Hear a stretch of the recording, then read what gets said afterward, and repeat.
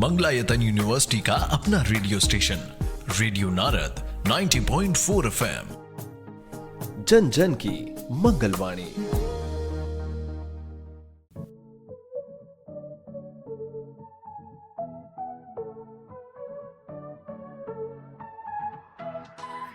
स्वागत है दोस्तों रेडियो नारद 90.4 FM से। मैं हूं आपके साथ आरजे याशी और प्रोग्राम शुरू हो गया है ज्ञान सागर। जी हाँ दोस्तों, जिसमें हम आपके ज्ञान को करते हैं और भी ज्यादा उजागर। दोस्तों, ये तो आपने सुना ही होगा कि मानव जैसा सोचता है उसका भाग्य भी वैसा ही बन जाता है। कहीं ना कहीं सब कुछ हमारी सोच और हमारे विचारों पर ही निर्भर करता है।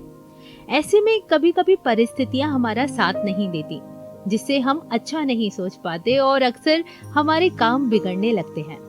लेकिन सवाल ये है कि हम अपनी सोच को कंट्रोल कैसे करें और कैसे खुद में प्रेरणा जगाएं। इसके जवाब में बहुत ही गहराई से जानकारी देने के लिए दोस्तों आज हमारे साथ मौजूद है एक ऐसी शख्सियत जिनकी ग्रेजुएशन बायोटेक्नोलॉजी से रही, लेकिन उन्होंने मास्टर्स में MBA किया, साथ ही मथुरा में मैनेजमेंट से PhD भी किया है, जिनके 3 रिसर्च पेपर पब्लिश हो चुके हैं और कई इंटरनेशनल कॉन्फ्रेंसेस जो कि इंदौर, नोएडा और मथुरा में अटेंड किए हुए हैं।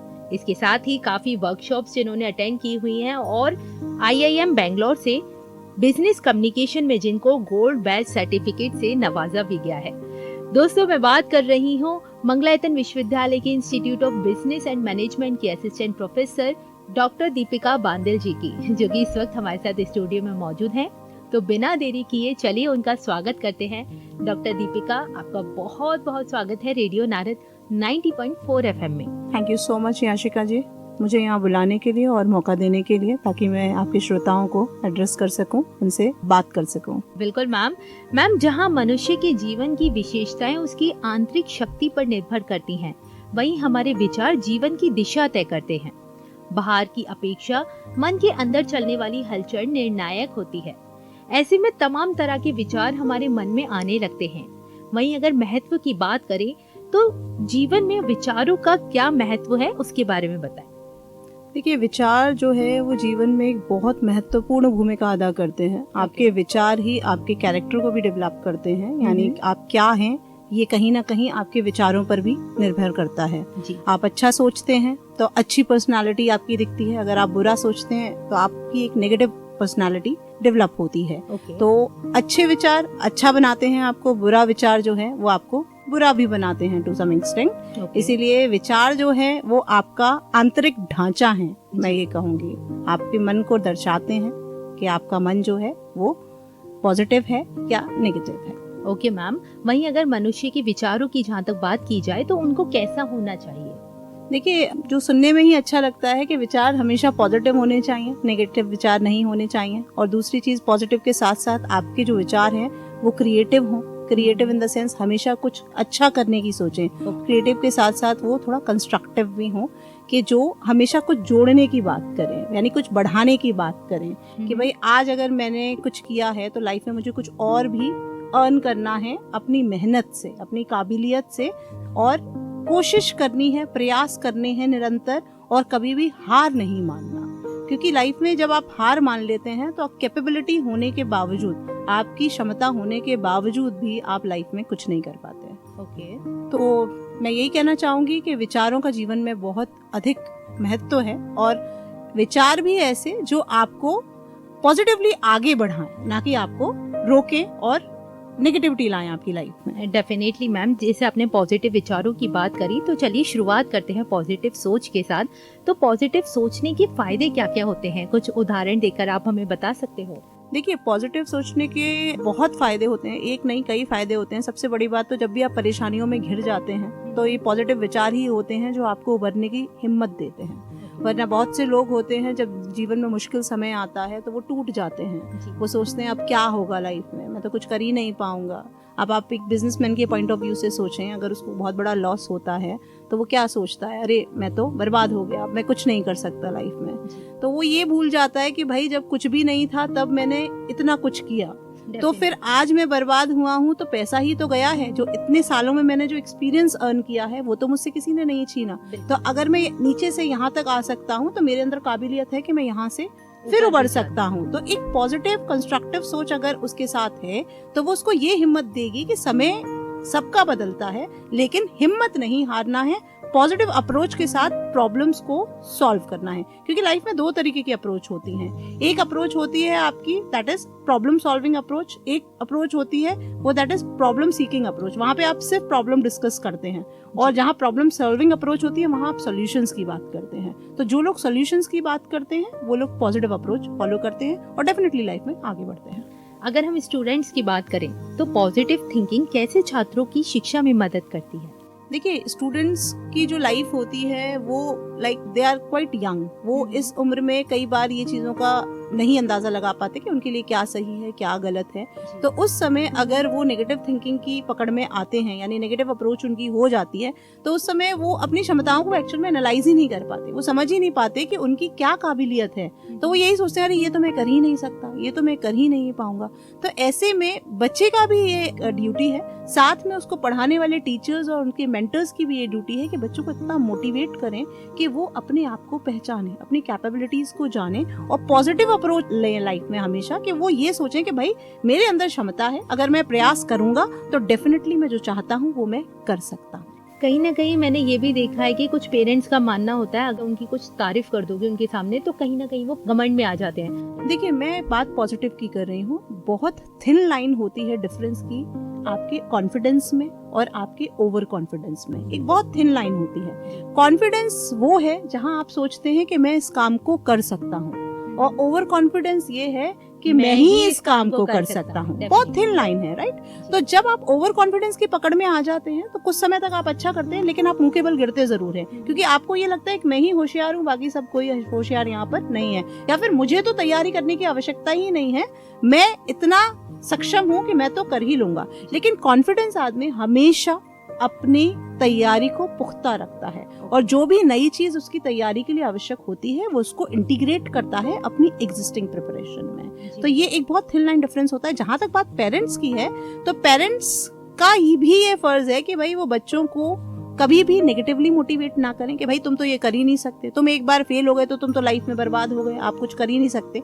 तो बीइंग अ पेरेंट हमारी भी रिस्पॉन्सिबिलिटी है कि हम बच्चों को ये बताएं कि भाई अगर लाइफ में एक बार आप फेल हो गए या आप लाइफ में कभी गिर गए तो गिर के उठना तो पड़ेगा, मेहनत तो प्रयास तो करना पड़ेगा बेटा। और एक बार गिर गए जरूरी नहीं कि जीवन भर गिरते ही रहेंगे, है ना? क्योंकि जितने भी महान लोग पैदा हुए हैं या हम लोग जिनके बारे में पढ़ते हैं, अगर हम उनका बैकग्राउंड देखें तो कहीं ना कहीं वो भी बहुत चैलेंजिंग एनवायरनमेंट से गुजरे हैं। उन्होंने लाइफ में बहुत चैलेंजिंग फेसेस देखे हैं और उनसे लड़े हैं और हिम्मत नहीं हारी है और आगे बढ़े हैं पॉजिटिव अप्रोच के साथ। बिल्कुल मैम, बहुत ही अच्छी बात कही आपने। वहीं अगर हम अब नेगेटिव सोच की तरफ बढ़ें तो उससे जीवन पर क्या असर पड़ता है, क्या प्रभाव पड़ता है? देखिए, कुछ लोग कहते हैं कि नेगेटिव अप्रोच जो होती है वो भी लाइफ में कभी कभी कारगर होती है, क्योंकि जब भी हम कोई काम कर रहे होते हैं तो उसके दो एस्पेक्ट होते हैं। जैसे अगर मैं एग्जाम्स के पॉइंट ऑफ व्यू से ही सोचूं, मैं अगर ये कहूँ कि भाई मैं ये नोट्स तैयार कर लूंगी और सारा पढ़ लूंगी तो मैं एग्जाम में टॉप कर लूंगी, तो मुझे तैयारी अपनी रेगुलरली करनी चाहिए, ठीक है। अगर कोई पार्ट ऐसा है जो मुझे लगता है कि मुझे समझ में ही नहीं आता, मैं उसको पढ़ ही नहीं सकती, तो मुझे लगेगा कि भाई अगर इन केस ये वाला क्वेश्चन आ गया एग्जाम में तो फिर मैं क्या करूंगी। तो ये लोग इससे कंफ्यूज होते हैं कि ये नेगेटिव अप्रोच है कि मैं इसको ये नहीं, मुझे नहीं आता कि मैं ये कैसे करूंगी। तो नेगेटिव अप्रोच भी भाई रखनी चाहिए लाइफ में। मैं ये कहूंगी ये नेगेटिव अप्रोच नहीं है। नेगेटिव अप्रोच सिर्फ ये है कि मैं ये कर ही नहीं पाऊंगी। वो जो होता है उसको हम कहते हैं ब्रॉड माइंडेडनेस। जब आप ब्रॉड माइंडेडनेस से सोचते हैं तो वहां पर आप एक चीज के दो एस्पेक्ट खुद के रखते हैं, खुद की क्षमताओं के, कि एक चीज मैं कर सकती हूँ, एक चीज को करने के लिए मुझे मेहनत करनी पड़ेगी। लाइक कह सकते हैं कि सिक्के के आप दोनों पहलू हैं, तो वो आपको दोनों चीजें कंसिडर करनी पड़ेगी, क्योंकि आप एक इंसान हर चीज में अच्छे नहीं हो सकते। तो जिसमें अच्छे हैं उसको निखारिए और जिसमें बुरे हैं उसको बढ़ाने के प्रयास कीजिए, लेकिन हिम्मत मत हारिए। ये इम्पोर्टेंट चीज है। Definitely ma'am. लेकिन अगर सिचुएशन हमारे आसपास ऐसी बन जाती है, लाइक कोई हॉस्पिटल में मरीज पड़ा हुआ है, कैंसर का लास्ट स्टेज है और अब आगे डॉक्टर्स ने जवाब दे दिया है, ऐसी सिचुएशन में कैसे खुद को प्रोत्साहित करें? लाइफ बहुत छोटी है और बहुत कॉम्प्लिकेटेड है, लेकिन इसको कैसे बेहतर बनाना है ये हमसे ज्यादा और कोई नहीं जानता। यानी हमें अपनी लाइफ को कैसे बेहतर बनाना है इसके प्रयास भी हमें खुद ही करने पड़ते हैं। आज मुश्किल समय है, मेरी लाइफ में सब परेशानियां ही परेशानियां हैं। तो अगर मैं उस परेशानी के दृष्टिकोण से ही सोचूंगी तो मैं कभी खुश नहीं रह सकती, या फिर मैं उस परेशानी से उभर ही नहीं सकती। मुझे कभी कभी अपना पिछला वक्त भी याद करना पड़ेगा जब चीजें सही थी। उससे मुझे एक मोटिवेशन मिलेगी कि भाई हर रात का एक सवेरा तो होता ही है। आज मुश्किलें हैं, किसी की तबीयत इतनी खराब है कि भाई वो डॉक्टर्स की भी बस की बात नहीं है, तो मेरी क्षमता सिर्फ इतनी है कि मैं प्रयास कर सकूं। मैं उनको ठीक कर दूं तो मैं भगवान तो हूं नहीं, तो मैं क्या करूंगी, सिर्फ प्रयास, जो मेरा फर्ज है करना, जो मेरा कर्तव्य है।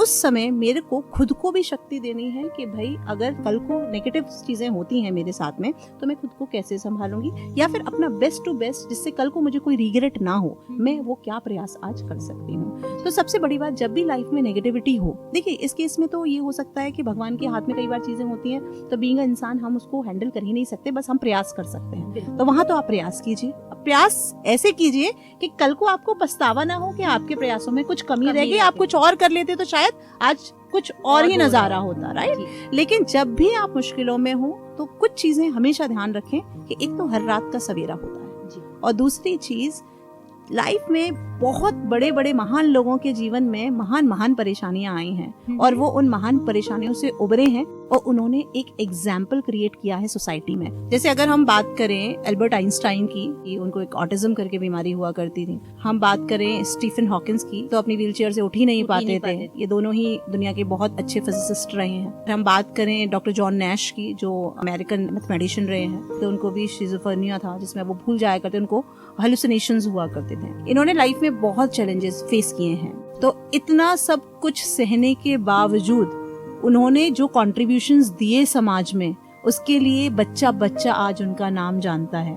अगर वो अपनी परेशानियों के साथ जूझते रहते, नेगेटिव थिंकिंग दिमाग में ले आते कि भाई मुझे तो ये बीमारी है, मैं तो लाइफ में कुछ कर ही नहीं सकता, तो आज हमारे बीच में इतने महान शख्सियत, इतने महान फिजिसिस्ट, इतने महान मैथमेटिशियन होते ही नहीं। तो इनसे प्रेरणा लेनी चाहिए हमारे आज के यंग जनरेशन को, हमें भी, आपको भी, कि भाई चाहे कितने भी मुश्किल हालात हों, चाहे हमारे हाथ पैर टूट जाएं, चाहे कुछ भी हो जाए, हमारे अंदर फिर भी क्षमता है आगे बढ़ने की। आप लाइफ में एग्जाम्पल देख लीजिए सोसाइटी में, जिन लोगों के हाथ पैर भी नहीं है, still they are doing so many good things and they are creative. They are creative. लोगों के हाथ नहीं है, पैरों से ड्राइंग कर रहे हैं, स्केचिंग कर रहे हैं।